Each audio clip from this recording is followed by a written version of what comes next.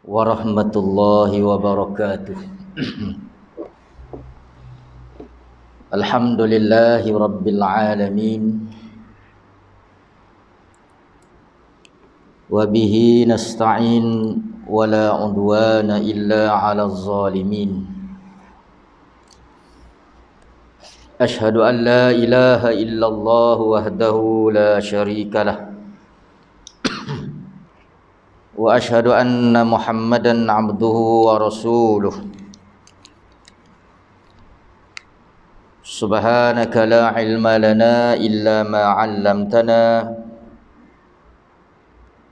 innaka antal alimul hakim. Rabbi shrah li sadri wa yassir li amri wahlul 'uqdatam min lisani yafqahu qawli, amma ba'd. Kaum muslimin muslimat yang dirahmati Allah Subhanahu wa taala. Alhamdulillah, dengan izinnya kita sekali lagi diberi kesempatan dapat bersama pada malam ini. Kita akan sambung perbincangan yang telah lalu berkenaan dengan petikan ayat 208 sehingga 212.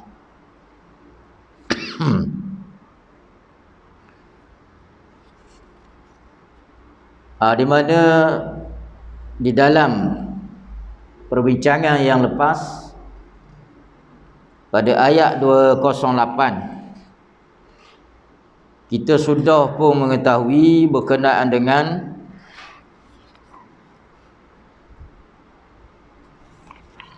di mana orang-orang ahli kitab yang telah sebahagian daripada mereka yang telah memeluk Islam,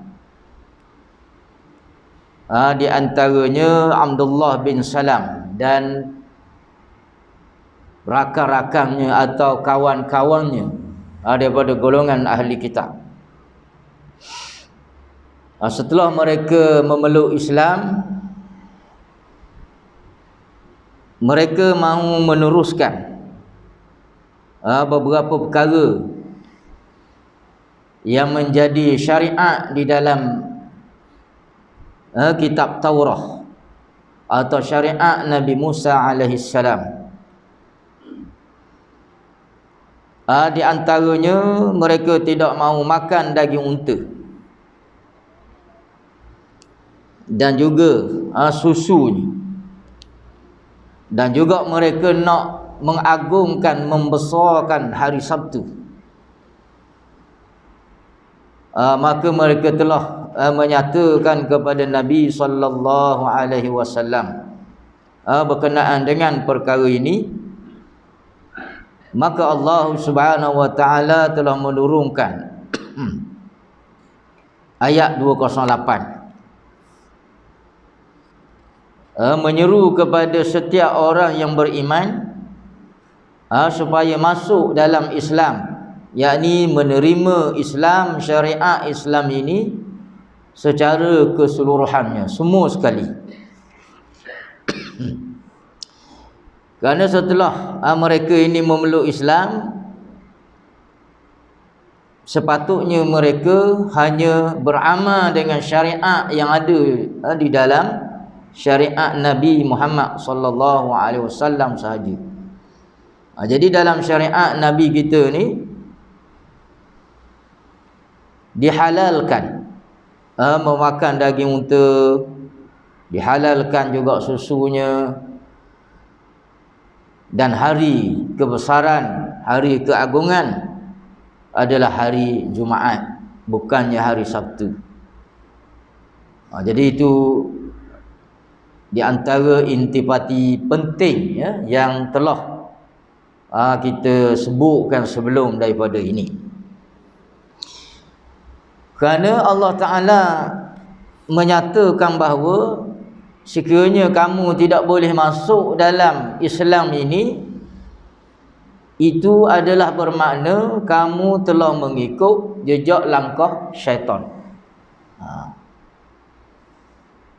Sebab itu Allah Ta'ala sebut wala tattabi'u khutuwatis syaitan. Pada ayat 208 tu, setelah Allah Ta'ala perintah masuk dalam Islam ni semua sekali, Allah Ta'ala nyatakan wala tattabi'u khutuwatis syaitan, dan janganlah kamu ikut langkah-langkah syaitan. Kenapa dilarang daripada mengikut jejak langkah syaitan ini? Sebab syaitan adalah musuh yang sangat besar, musuh yang sangat nyata.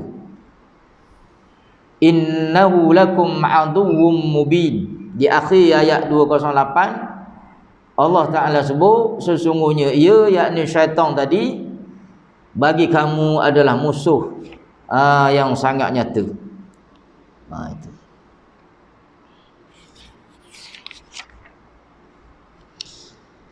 Sebenarnya saya akan baca apa yang disebut dalam kitab ni. Peliharalah kesatuan Islam dan persatuan kaum muslimin, sebagaimana firman Allah Ta'ala, dan berpeganglah kamu semuanya kepada tali Allah, dan janganlah kamu bercerai-berai. Surah Ali Imran ayat 103. Hindarilah pertentangan dan perselisihan, sebagaimana Allah Ta'ala berfirman yang bermaksud, dan janganlah kamu berselisih yang menyebabkan kamu menjadi gentar dan kekuatan kamu hilang, dan bersabarlah. Suratul Anfal ayat 46. Jadi daripada ayat 208 tadi menyeru kita, antaranya supaya kita menjaga kesatuan Islam ini di antara umat Islam. Bagaimana Islam ni nak jadi bersatu dan kuat? Tidak lain dan tidak bukan adalah berpegang teguh dengan tali Allah, yakni dengan Islam tadi, kan. Malah ni spek dak apa tu, bang. Terlupa bawa spek hak biasa tu. Ni spek RM8 ke RM10 DIY. Spek DIY ni cikgu. Nampak cikgu tu. Sebab letak kereta satu lagi ni, bawa kereta lain. Jadi ingat ada dalam kereta ni. Tarik-tarik tadi tak ada. Tapi orang ni bawa ni untuk baca handphone je, kan, atau baca buku. Tapi tak apalah.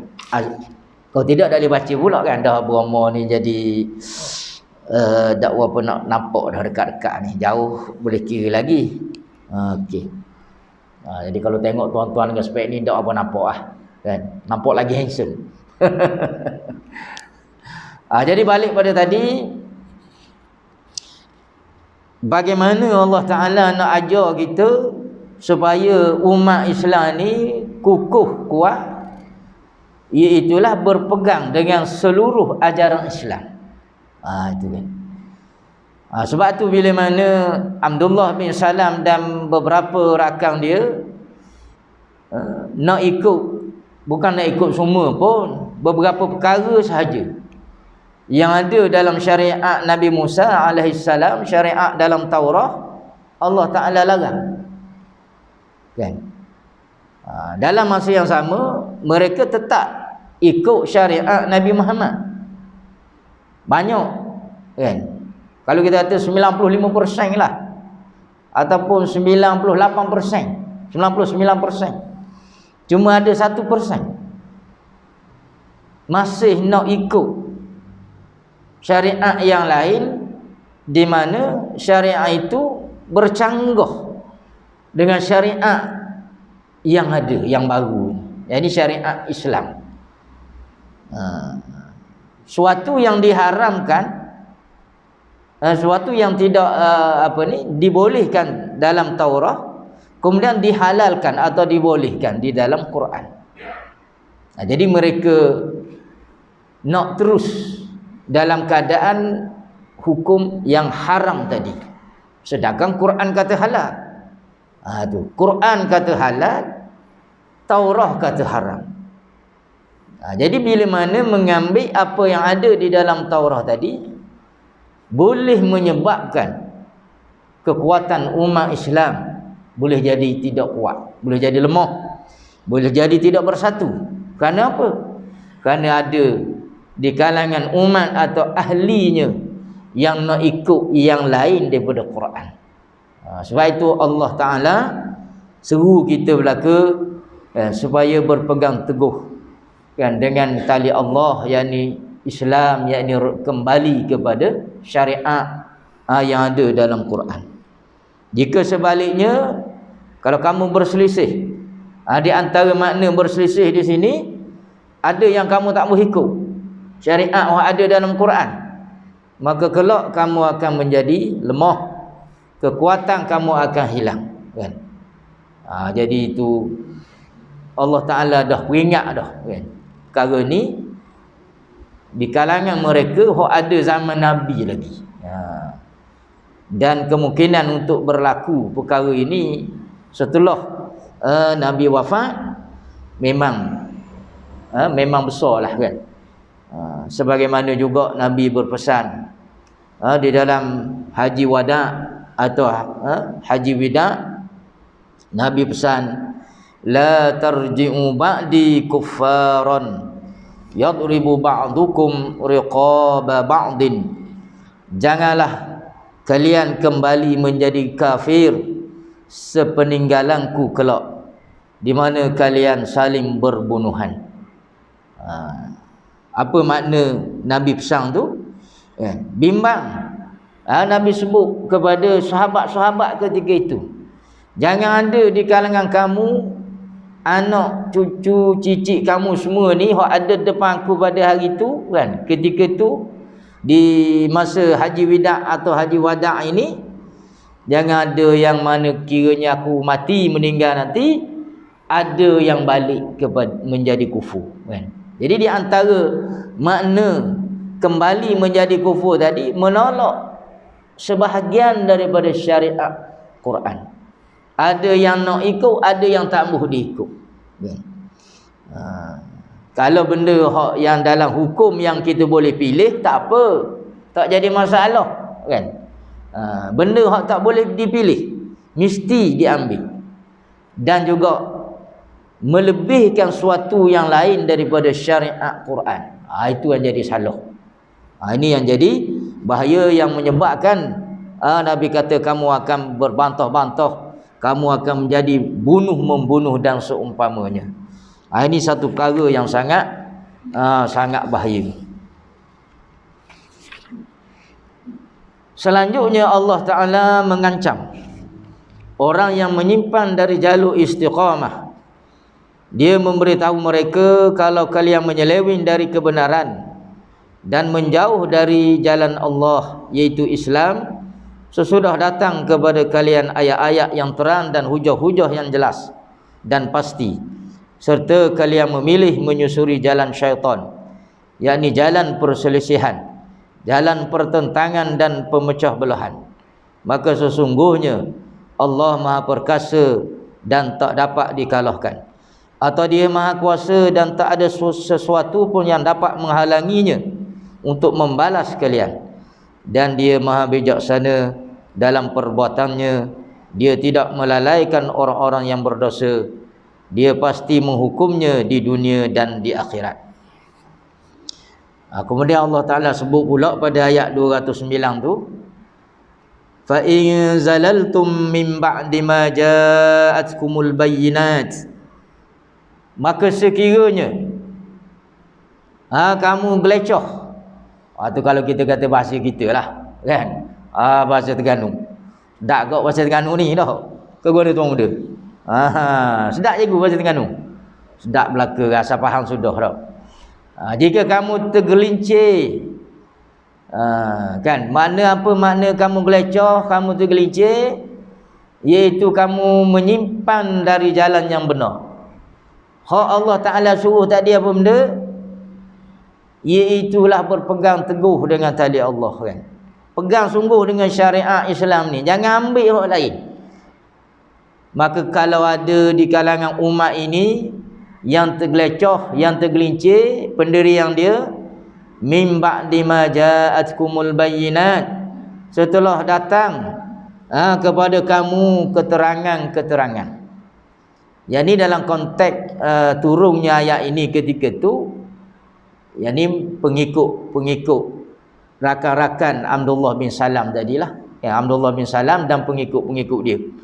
Jadi kalau kamu nak juga maknanya kalau kamu nak ikut juga syariat Taurah tu, kamu tetap berada di atas dasar tambuh makan daging unta, tambuh minum susu unta, tambuh nak membesarkan hari Sabtu juga. Mana kalau kamu tetap nak gitu juga, tetap degil, mana kamu belicin, kamu gelecoh. Pendirian kamu sudah tidak istiqamah di atas syariat Quran, di atas syariat Nabi Muhammad ni. Setelah datang keterangan, yang keterangan apa maksudnya? Ayat 28 Allah Ta'ala turun dah ayat ni kan. Dan Nabi pun ayat juga. Keterangan-keterangan, hujah-hujah. Itu hak ketika hari itu. Maka berlaku pakai juga bila mana Nabi telah wafat. Sesiapa saja kan, yang dia lari daripada syariat Quran, dia pergi ambil hak lain daripada syariat Quran, mana dia geleceh jugalah. Dia tidak istiqamah di atas dasar Quran tadi. Setelah datang hujah juga, walaupun Nabi tak ada dah, tapi dia beritahu oleh ulama-ulama yang pendakwah-pendakwah yang mengajak kepada kebenaran ini, telah menyeru mereka, tapi degil juga kan. Fa'lamu annallaha azizun hakim, maka ketahuilah, siapa? Tahulah oleh kamu, yang ni hak nak lari juga, nak ikut hak lain juga kan, nak ambil juga tetap di atas syariat Taurah tadi kan, walaupun tidak semua, sedikit saja. Ingat, ataupun sesiapa saja sehingga hari ini nak ambil hukum-hukum, peraturan-peraturan yang lain daripada hukum Quran ini kan, ingat bahawasanya Allah itu maha pergagah, maha perkasa. Annallaha azizun, sesungguhnya Allah itu aziz. Aziz makna apa? Gagah perkasa. Yang sini ada beberapa makna. Di sini yang dimasukkan itulah gagah perkasa. Aziz juga dengan makna mulia. Apakah yang dimasukkan Allah itu maha gagah perkasa? Iaitu Allah Ta'ala akan bila-bila masa boleh balas kamu. Jangan kamu ingat Allah Ta'ala tidak boleh balas perbuatan kamu tadi. Perbuatan kamu yang nak cari hak lain daripada Quran ni kan, kamu jangan ingat Allah Ta'ala tak tahu. Allah Ta'ala tahu, dan Allah Ta'ala mampu, Allah Ta'ala maha berkuasa untuk membalas kan, sama ada di dunia ataupun di akhirat.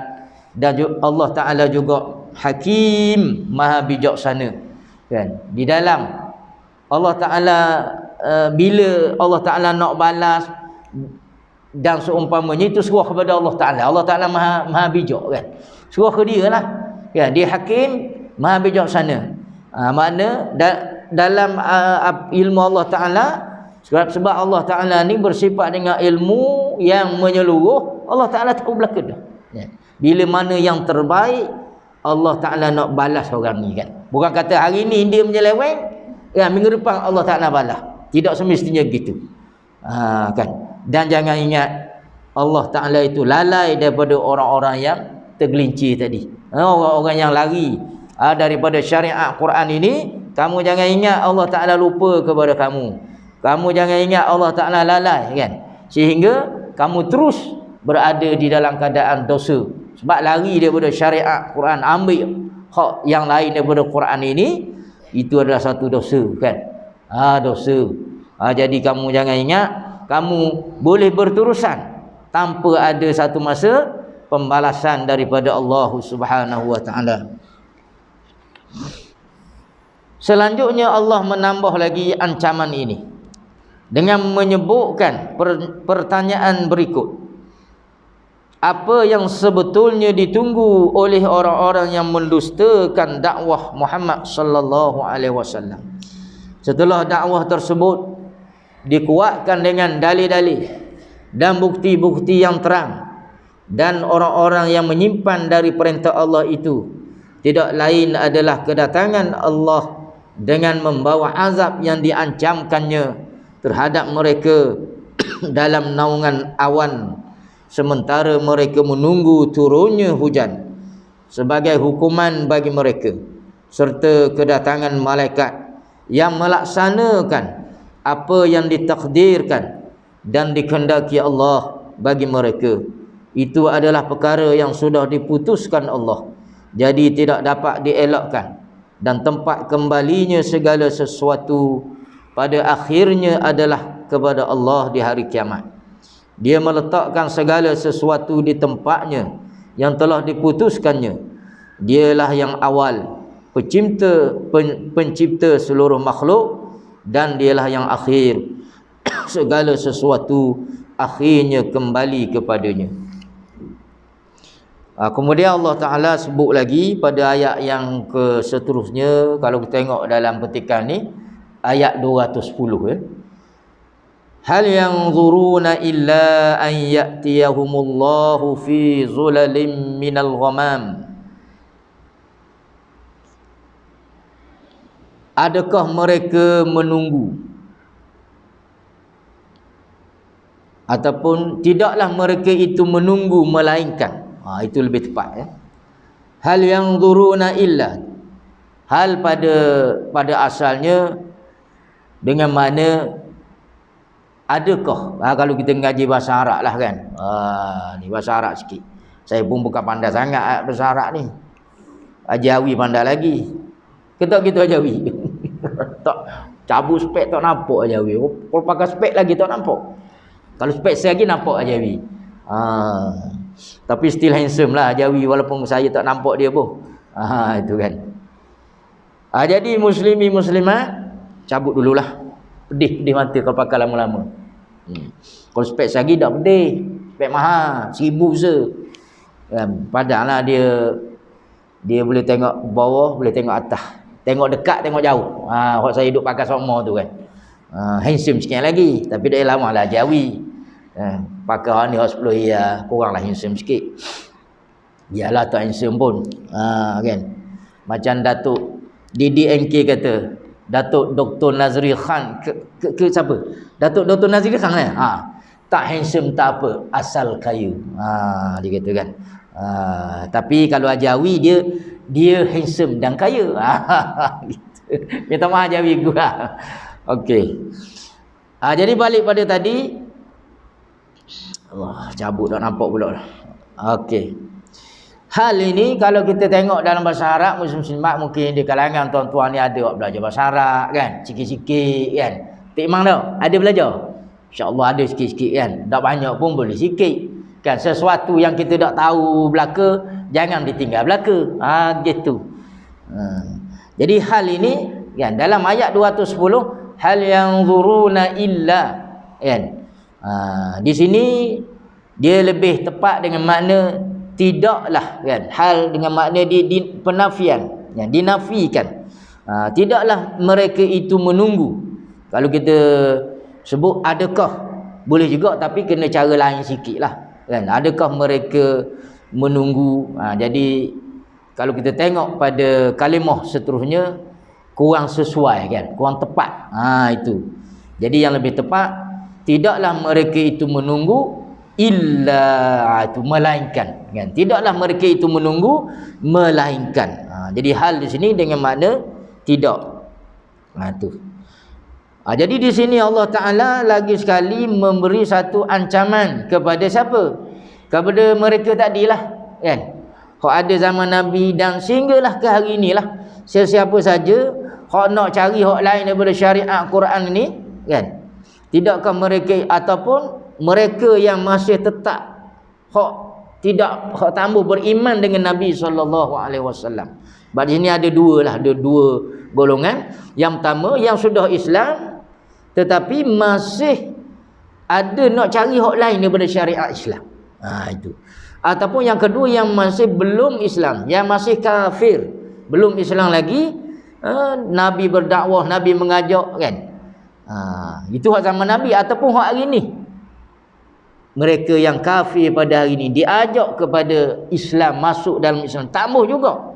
Setelah al-bayyinat, keterangan-keterangan, hujah-hujah tu banyak dah. Mereka ni nak apa sebenarnya? Itu ayat bahasa mudah. Maka Allah Ta'ala tanya, mu ni nak apa kak? Apa benda kamu nak kak? Kan? Hujah dah banyak, dalil sudah banyak, keterangan sudah banyak, mu nak apa lagi? Adakah tidaklah mereka itu menunggu melainkan mu nak ni ke? Itu maksudnya. Apa benda? Iaitulah datangnya Allah Subhanahu wa Ta'ala fi zulalim minal ghamam. Allah Ta'ala datang dalam bayangan awan yang dimaksudkan di sini. Saya tambah hurai secara banyaklah ayat ni kan, surah yang berkaitan dengan di sini saja kan. Itu sebab ayat ni kalau dari satu sudut ada pandangan apa ni penjelasan yang lebih detail. Cuma saya nak ambil ringkas saja. Yang dimasukkan iaitulah datangnya azab Allah Subhanahu wa Ta'ala pada hari kiamat. Datangnya Allah Ta'ala dalam bentuk bayangan awan tadi, iaitulah pada hari kiamat kan. Jadi zahir ayat ni datang awan yang gelap kan. Kemudian yang dimasukkan dengan datangnya Allah dalam bentuk awan yang gelap tadi, jadi kita ambil cara ringkasnya ialah apa dia? Itulah datangnya azab Allah Subhanahu wa Ta'ala. Walaupun ayat ni ada perbincangan perkara yang lain. Hak tu saya tak usik lah. Tu kan. Sebab kita nak sebut hak berkait dengan fokus berkenaan dengan intipati dalam petikan ini sahaja. Jadi sebab tu Allah Ta'ala tanya, mu nak apa kak? Adakah kamu nak tunggu azab Allah? Bila azab Allah ini? Kan? Jadi yang dimasukkan di sini ialah di hari kiamat. Kan? Mana setelah kamu mati nanti akan dibangkitkan semula daripada kubur kamu, dibangkitkan daripada mahsyar kelak.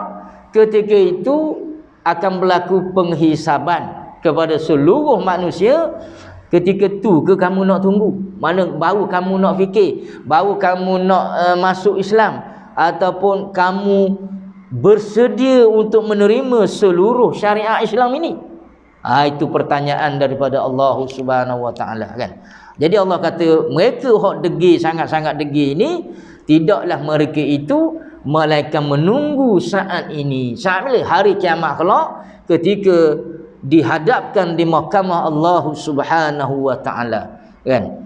Datangnya Allah dalam bentuk awan yang gelap tadi, itulah azab daripada Allah, dan juga datangnya malaikat yang membawa keputusan yang telah diputuskan di sisi Allah Subhanahu wa Ta'ala kan. Wa qudiyal amru, dan telah diputuskan segala semua perkara, yakni orang yang baik akan dibalas dengan syurga, orang yang jahat akan dibalas dengan neraka kan. Yang kafir, yang tak mau beriman dengan Nabi Muhammad ni, hak lawan Nabi Muhammad sepanjang 23 tahun dulu, masa zaman Nabi berdakwah dulu, tak mau beriman, maka mereka ini di dalam neraka. Ataupun beriman juga kan, tapi zahir saja beriman, dalamnya munafik, maka dalam neraka juga kan. Sebagaimana yang kita dah tahu, bahkan mereka ini duduk dalam neraka. Orang Terengganu kata duduk patak neraka kan. Boleh sebut ni tu patak, tak ada masalah dah. Takut ada orang alergi je. Ajawi boleh sebut. Orang Terengganu tak apa dah. Jangan sebut dia Kuala Lumpur tak faham. Kata patak neraka, kenapa pula kan. Jadi orang Terengganu, patak ni maknanya hak bawah sekali kan. Neraka yang paling bawah sekali kan. Kuat panas dia, bakaran dia kan, apa begitu begini. Ataupun juga sesiapa saja yang masih mencari hak Islam ni, nak juga, tapi hak yang tidak Islam pun nak juga. Itu kan. Masih lagi syariat Quran pun beramal juga, tapi syariat hak lain daripada Islam pun nak beramal juga. Kan. Jadi inilah yang telah diancam oleh Allah Subhanahu Wa Taala. Adakah mereka ini tunggu saat tersebut? Ini pada ayat 210, ini yang Allah Taala maksudkan di sini. Satu ancaman lagi daripada Allah Taala. Jadi ketika itu di mahsyar kelak, datangnya azab, yang sangat pedih lah. Kalau di dunia ini pun kita sudah tengok juga bagaimana Allah Taala telah sebut bagaimana kesudahan berkenaan dengan kaum Ad, kaum Samud yang terdahulu Firaun, Qarun, Haman, Namrud dan seumpamanya yang melawan nabi-nabi, yang melawan rasul-rasul ini, bagaimana kesudahan mereka. Itu kan. Kemudian juga ada zaman Nabi Muhammad dan sampailah ke hari ini yang ada sifat yang sama, yang nak mencari yang lain daripada Islam ini, beringatlah kamu Janganlah ketika itu baru kamu nak sedar Kerana ketika itu waqudiyal amru, telah diputuskan perkara, yakni urusan seseorang tadi, sama ada dia ni beriman atau tidak beriman, dia syurga ke, dia neraka ke, dia macam mana ke, ketika itu tak ada nak boleh pilih dah. Jadi dalam masa di dunia ini ketika keterangan-keterangan, hujah-hujah masih lagi boleh dicari didengar, dikaji, ditubini. Sekarang kamu pilihlah nak yang macam mana nak Islam ke, masuk dalam Islam, dan setelah masuk dalam Islam tadi menerima secara keseluruhan ataupun tidak itu. Wa ilallahi turja'ul umur, dan kepada Allah lah kembali segala perkara setiap urusan. Jadi satu juga pesanan daripada Allah Ta'ala, kamu jangan ingat kamu hidup mati kemudian habis gitu saja. Kamu jangan ingat gitu baik orang yang kafir, baik orang yang dah ada dalam Islam tapi masih mencari yang lain, kamu jangan ingat kamu boleh bebas. Sebab apa? Sebab segala sesuatu tadi semuanya akan kembali kepada Allah Ta'ala Jangan ingat mati habis gitu saja, tidak sama sekali Jadi itu yang Allah Ta'ala nak sebut dalam ayat 210 tadi. Hikmah penurunan azab di bawah naungan awan yang biasanya mendatangkan rahmat dan keberkatan, yakni hujan, adalah azab itu diturunkan secara mendadak tanpa ada peringatan terlebih dahulu. Allah berfirman dalam ayat yang lain, dan ingatlah pada hari ketika langit pecah, mengeluarkan kabut putih, dan malaikat diturunkan secara bergelombang. Jadi itu yang dimasukkan pada hari kiamat lah pada hari kiamat bila hari kiamat tadi langit pecah apa gitu gini dan turunnya malaikat daripada langit macam-macam. Jadi itu fenomena-fenomena atau peristiwa-peristiwa yang berlaku pada hari kiamat. Sedangkan sepatutnya kalau di dunia ini kita tengok bila datangnya bila berarak mendung kelabu ke apa itu lagu dah. Saya dah reti lah, Jawi reti dia. Yang main sama muda dia dulu tu, hebat pada awi spring, awi wing ke awi spring Jawi kita jangan main, dia orang super boleh bos. Kemah orang kata bila berarak mendung atau awan tadi biasanya mendatangkan hujan. Hujan pula biasanya bawa hujan tadi, dia akan menyuburkan bumi. Bila bumi ini subur, maka dia dikaitkan dengan keberkatan sumber tanah subur, boleh bercucuk tanah dan macam-macam lagi lah. Itulah berkait dengan rezeki ataupun sumber ekonomi. Tetapi apa yang Allah Ta'ala sebut tadi pada ayat 210 itu, datangnya awan tadi bukanlah nak membawa sesuatu yang bersifat rahmat, tetapi yang bersifat azab kepada mereka yang masih berdegil tadi Ini memberi isyarat kepada orang beriman agar ia cepat-cepat bertaubat dan memperbaiki keadaan, supaya ia tidak dikejutkan dengan kedatangan azab secara tiba-tiba sementara ia tidak menyedarinya. Kalaupun ia tidak dikejutkan dengan kedatangan kiamat, ia akan dikejutkan dengan datangnya maut atau penyakit yang membuatnya tak dapat beramal soleh. Jadi hikmahnya Allah Ta'ala sebut gitu. Kedatangan awan tadi yang sepatutnya memberi yang bersifat rahmat tetapi bersifat azab supaya manusia tak disedar orang yang kufur, yang Allah Ta'ala bagi akal supaya mereka tadi berfikir Cuba kaji kau kan, dengan akal yang kamu ada tadi, kamu fikir manusia ni daripada mana kan, asalnya daripada mana, siapa yang menjadikan. Sebab itu Allah Subhanahu Wa Taala suruh manusia tadi berfikir kan, wa fi anfusikum afala tubsirun, dan dalam diri kamu tadi kenapa kamu tak tengok, kenapa kamu tidak melihat. Maknanya apa muslim-muslimat, kalau sekiranya manusia tadi betul-betul fikir sungguh kan, baik Melayu ke, baik Cina ke, baik India ke, baik Mak Saleh ke, baik orang putih, orang hitam, orang apa pun, kalau fikir sungguh-sungguh manusia ni datang daripada mana kan, kejadiannya dan adanya di bumi ni kan, tujuannya apa kan. Kemudian pula yang ketiganya, lepas ni nak pergi ke mana pula, kesudahannya macam mana. Kalau difikir dengan cara yang betul, cara yang tepat, cara yang betul-betul menginsafkan, insya-Allah nescaya seseorang tadi akan dapat sampai kan. Sekiranya betul-betul niat dia, hati dia tadi nak kepada hidayah Allah Taala kan. Tapi kalau dia kaji, dia cari, dia renung, tapi hati dia sebenarnya tak embuh, maka bagaimana Allah Taala nak bagi? Allah Taala tidak akan bagi. Kan? Sebab hidayah yang Allah Taala nak bagi, hidayah tu taufik tadi adalah kepada orang yang memang nak. Orang yang memang nak saja. Jadi nak tak nak ni siapa tahu? Kita tak tahu. Kan, kita tak tahu. Kan? Kita tak tahu. Dalam hati kecil kita panggil apa? Dalam hati kecil tadi tak ada orang tahu. Sebab tu Abu Talib sendiri, walaupun dia tu kuat sokong Nabi, kuat bela Nabi kan, dokong Nabi kan, tak ada dia lawan Nabi lah sebenarnya, Abu Jahal, Abu Lahab dan lain-lain, tetapi tetap dia tidak beriman kan. Walaupun dia akhir nak mati dah, Nabi suruh lagi, sebutlah la ilaha illallah kan, sebut la ilaha illallah, nescaya aku akan jadi yang kata penolong kamu pada hari kiamat kelak kan. Pun tak sebut juga kan. Sebab apa? Sebab tetap tak dapat taufik daripada Allah. Hidayah taufik tadi kerana apa? Bukan Allah Ta'ala tambah bagi, sebab dia sendiri tak nak. Dia sendiri tak nak. Walaupun banyak mana hujah, keterangan dilonggok depan mata pun, sebab dia tak nak, maka dia tak akan dapat kan? Dia tidak akan dapat. Sebab tu seseorang tadi yang tidak beriman kan, ataupun yang tidak beramal soleh itu, dia tidak boleh buat hujah, saya ni tak beriman ni sebab dah Allah Ta'ala kata dah saya tak beriman kan. Boleh?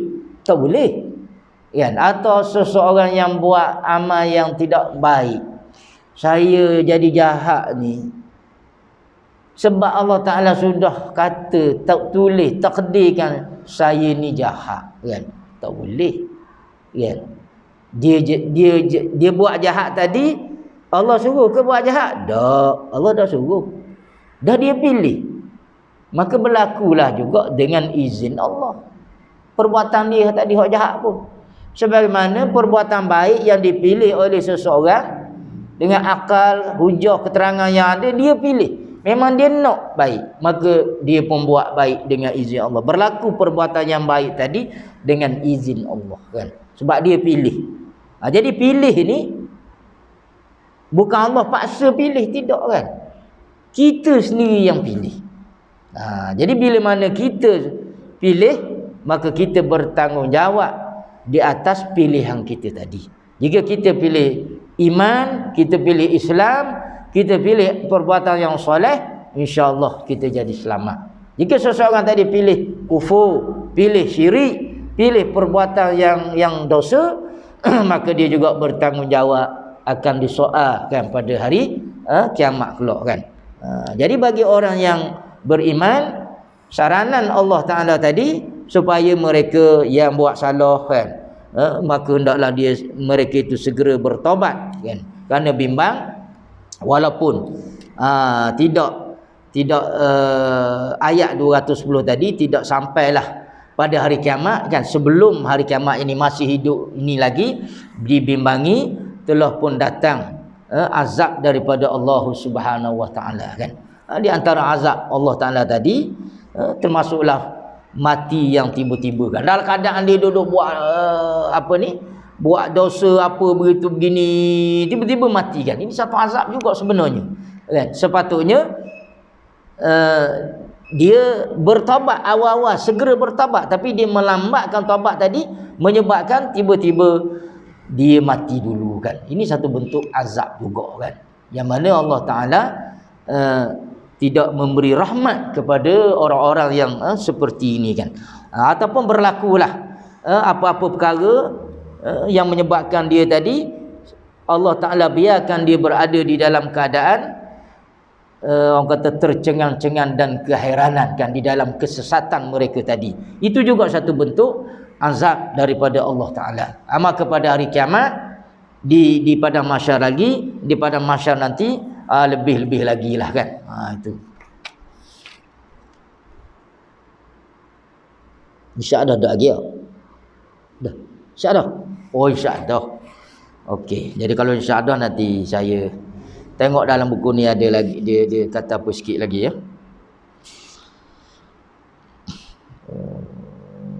Allah Ta'ala berfirman yang bermaksud, dan kembalilah kamu kepada Tuhanmu dan berserah dirilah kepadanya sebelum datang azab kepadamu, kemudian kamu tidak dapat ditolong lagi, dan ikutilah sebaik-baik apa yang telah diturunkan kepada kamu, yakni Al-Quran dari Tuhanmu sebelum datang azab kepadamu secara mendadak sedang kamu tidak menyedarinya. Surah Az-Zumar ayat 54 dan ayat 55 kan. Jadi banyaklah kan ayat-ayat Quran yang menyebut kan, menyedarkan kita supaya kita bersegera kan kepada kebaikan. Kalau salah segera bertaubat, segera insaf kan, kerana azab daripada Allah ni boleh datang bila-bila masa saja kan. Jadi kepada mereka yang masih lagi kan, kalau dalam konteks ayat kita ni kan, masih lagi nak cari hak selain daripada Islam ini, marilah kembali kepada Islam kan. Mari balik kepada Islam, syariat Islam secara yang menyeluruh, sama-sama kita kukuhkan. Kerana dengan berpegang kepada syariat Islam itulah kita umat Islam ni jadi kuat kan, jadi kukuh. Kalau dalam konteks kita di Malaysia ni kan, sebut Melayu kok Islam lah umumnya dah. Biar ada juga Melayu dak Islam pun lah ni kan. Persatuan Melayu Murtad pun ada kan, tetapi bila kita sebut Melayu, insya-Allah kita gambarkan Islam. Jadi umat Melayu yang Islam ini dan mana-mana bangsa yang lain kan, marilah kita bersama di atas dasar pegang kepada seluruh syariat kan. Baik parti apa pun kan, parti cak ayam ke, parti cak rimau ke kan, parti cak gajah ke pun ni, tak kira lah apa pun, mari kan. Dengan inilah kita akan jadi kuat. Ini saranan daripada beberapa ayat yang kita baca tadi kan, supaya kita insaf. Jangan kita masih lagi letak kepentingan benda, kepentingan duniawi, kepentingan kuasa, kepentingan diri dan seumpamanya, tak sedar-sedar diri lagi orang kata kan, yang manakah yang lebih baik kan. Jadi yang terbaik dan yang baik dan terbaik tadi kita meletakkan kepentingan Allah dan Rasulnya kan, kepentingan syariat tadi, barulah kita boleh jadi kuat insya-Allah kan. Jadi itu yang disarankan kepada kita. Moga-moga Allah Ta'ala menetapkan kita kan di atas jalan tersebut sehinggalah kita bertemu dengannya insya-Allah. Jadi kita berhenti setakat tu sajalah untuk qada pada malam ini kan. Dan ada sama ke ni nanti ya ada pengumuman malam ni. Mohon solat hajat untuk sama ni Haji Mukhtar sama untuk Encik Azwa Abdul Ghani kan kena stroke. Semoga Allah SWT memberi kesembuhan kepadanya insya-Allah. Jadi insya-Allah lepas solat isyak kita solat hajat, berdoa memohon sahabat kita, saudara kita ni Cik Azwa Abdul Ghani yang terkena stroke kan. Moga Allah Ta'ala memberi kesembuhan yang segera kepada beliau dan juga menyelamatkan kita semua dari sakit-sakit berat ni insya-Allah. Jadi setakat itu sajalah, wallahu alam. Wassalamualaikum warahmatullahi wabarakatuh.